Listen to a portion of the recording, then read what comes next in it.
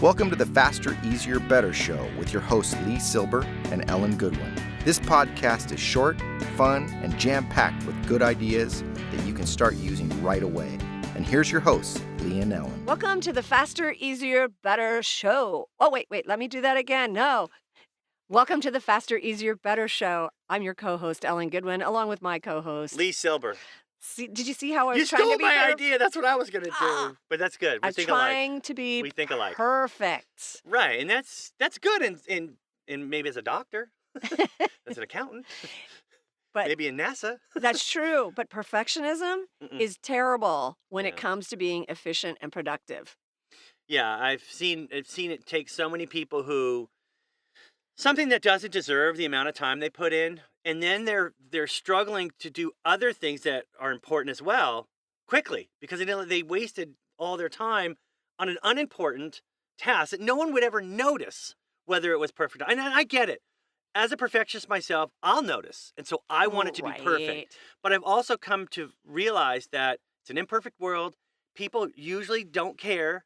Right? And you know what? Sometimes an imperfection, for example, in customer service, sometimes at times when you're able to really show how great you are is when you've made a mistake. And then you go and correct it. And they're like, wow, you really, you know what I mean? And there's times when, as a writer, I'm like, I'll drift off to some tangent and I'm thinking, wait a minute, that's not where, but you know what? That's exactly what was needed.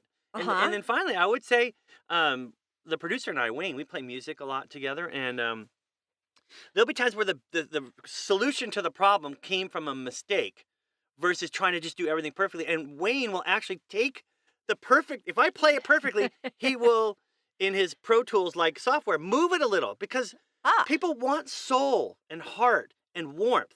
Perfectionism is the opposite of that. That is absolutely true. It's soulless.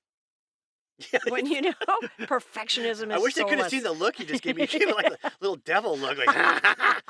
But it's true. It's true. No. We need to let some things go and let, we hear the term. It needs to be more organic, and there's a lot of truth to that. True. Where sometimes the best thing you can do is to do the best you can and then let it go. Right. If you're waiting for things to be perfect, waiting for the perfect time to do something, waiting till you have the perfect skills, guess what? It's not happening. What about the perfect spouse?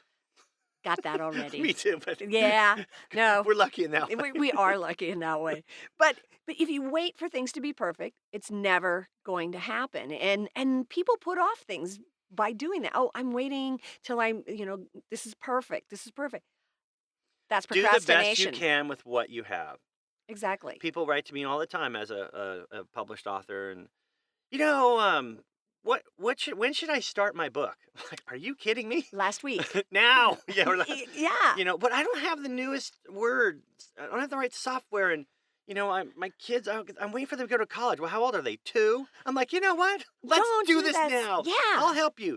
Act and react. Write and then rewrite. Meaning, just your crappy first draft is better than nothing at all. Exactly. Anne Lamott, the writer in Bird by Bird, she's big fan of writing that first crappy draft. And it's the same thing with anything you do. Why you play drums. First time you played drums, how great were you? Were you perfect? I was a prodigy. Were you now? No, I wasn't. No, I didn't. I knew you weren't. But you probably sucked, but you kept It's a going. little harsh, but yeah. Well, I mean, I I imagine. just started. I imagined you were like 6. So, but you know what? You sucked. And Yeah. then you got better. We may have talked about this. The Olympics, all these amazing athletes that just went through the Olympics, they all probably sucked at the beginning. They weren't perfect. They probably aren't perfect, today, but they're doing it. You just practice and practice, don't be perfect. Yeah, I play with this other guy, and he music, and if he makes a mistake, like it's from like that movie where we're playing a cover of a song, I'm like, it's just your interpretation of it. All right, we're not a tribute band. We're just Right. playing this song, and he will stop in the middle of the song. I'm like, with an audience, I'm like, what are you doing? Oh, I've messed up. Nobody cares. Nobody knows. Oh. And it's so funny when we're playing live, sounds great. The audience is in. But when I listen back to the recording, sometimes like that Linda McCartney where she was singing back up in the isolator. Sorry, she's gone. I shouldn't make fun of her. But But in the context of the content, meaning there are times to just let it go. I mean, there's funny. I was watching an Oprah episode, probably while I was supposed to be doing something else, and there was a woman who was on the show. She was really well put together, just perfect. But Uh-huh. she admitted she was a hoarder, and her house was, I mean, it was horrific.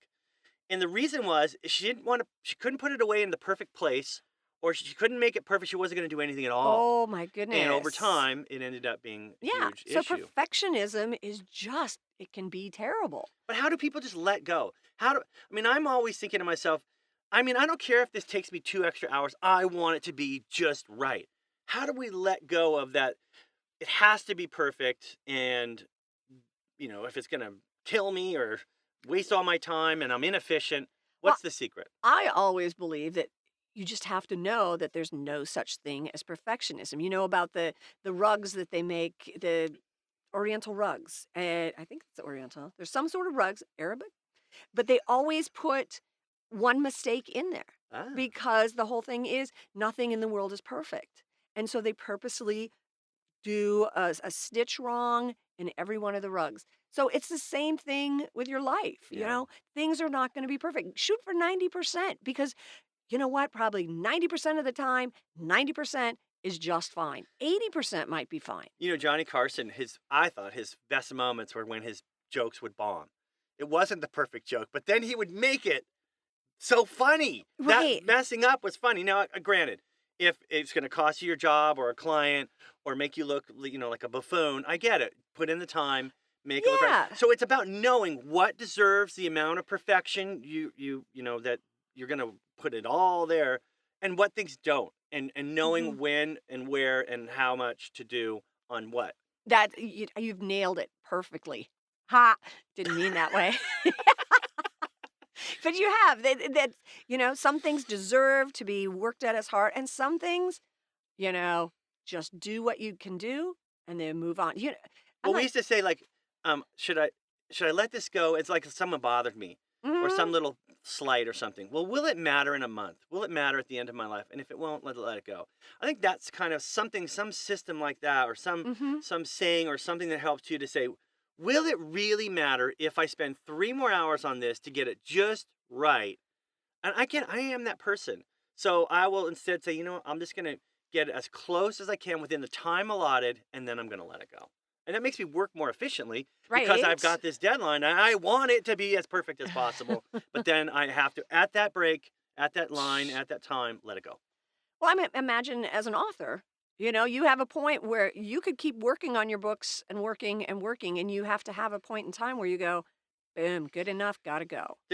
I find that for me as I write more fiction, I mean, it's about the story. And so there's no book that I have read that has not most books, I should say, have some sort of little typo. But I will overlook a tiny typo here or there if the story is good.